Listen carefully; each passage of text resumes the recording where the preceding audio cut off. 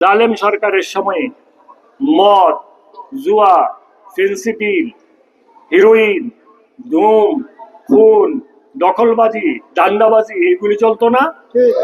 এইগুলি তো আল্লাহ পাক পছন্দ করেন না, এইগুলিকে আল্লাহ পাক নিষেধ করেছেন। আল্লাহ যদি দয়া করে ক্ষমতায় আনে আমাদেরকে, আর যদি এইগুলি চলতে থাকে, আমাদের বিরুদ্ধে ব্যবস্থা নিতে তো আল্লাহ দ্বিধাবোধ করবেন না, করবেন। এই জন্য এখন থেকে আমাদেরকে প্রতিজ্ঞা করতে হবে যে এইগুলি আমাদের সমাজ থেকে উচ্ছেদ করতে হবে।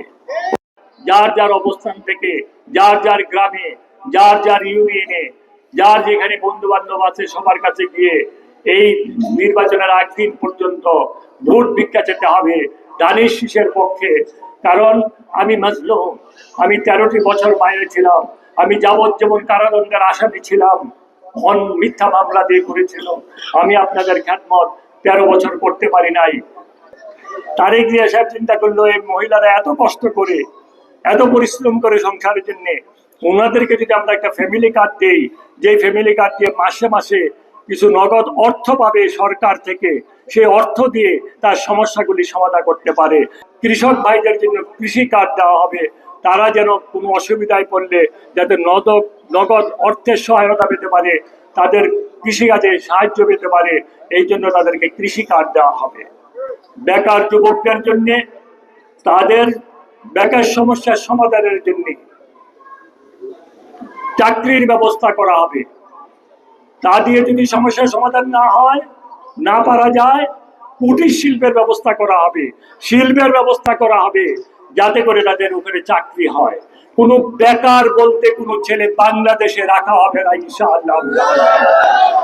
এই জন্য আপনাদেরকে তো ধানের শীষে ভোট দিতে হবে। এই বিএনপিকে সরকার আনতে হবে, তাই না ভাইরা আমার? সরকারে না আনলে কি এগুলি পারা যাবে? তাই আপনারা আমাকে 5 বার সংসদ সদস্য নির্বাচিত করেছেন আল্লাহর মেহেরবানি, আল্লাহর দয়ায়। 2008 সালে যখন আপনারা আমাকে নির্বাচিত করেছেন, নির্বাচিত করার পরে এই জালেম সরকার আমাকে এমন এক মামলা দিল, যে মামলায় আমাকে যাবজ্জীবন কারাদণ্ড দিয়েছিল, মিথ্যা মামলা দিয়ে। এই নবিয়াবাদ আমাদের মিজান সাহেবের নবিয়াবাদ। এই নবিয়াবাদে একটা মাদ্রাসা উনি করেছেন, যেটা ইউনিভার্সিটির সমান, তাই না ভাইয়েরা? এই নবিয়াবাদে উনি যে অবস্থান সৃষ্টি করেছেন, উনি আমাকে প্রথম বলেছেন, দাদা মাদ্রাসা তো করছি, রাস্তা তো নাই, গাড়ির কেমন লাগে ইয়েতে সঞ্চয়। মিজান তাই বলছিলেন আমাকে।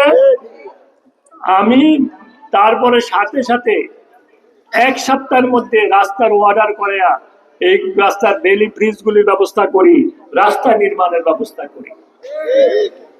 আগামী 12 তারিখে ধানের শীষে ভোট দিয়ে আল্লাহ যে দেশে আনছে, আল্লাহ যে দয়া করে মামলা থেকে মুক্ত করে নির্বাচনে অংশগ্রহণ করার ব্যবস্থা করে দিছে, আল্লাহ যে সমস্ত কিছু ব্যবস্থা করে দিয়েছে, এই জন্য আপনাদের দায়িত্ব হলো ধানের শীষে ভোট দিয়ে আগের চেয়ে অধিক ভোট দিয়ে নির্বাচিত করা। তাই তো ভাইয়েরা আমার?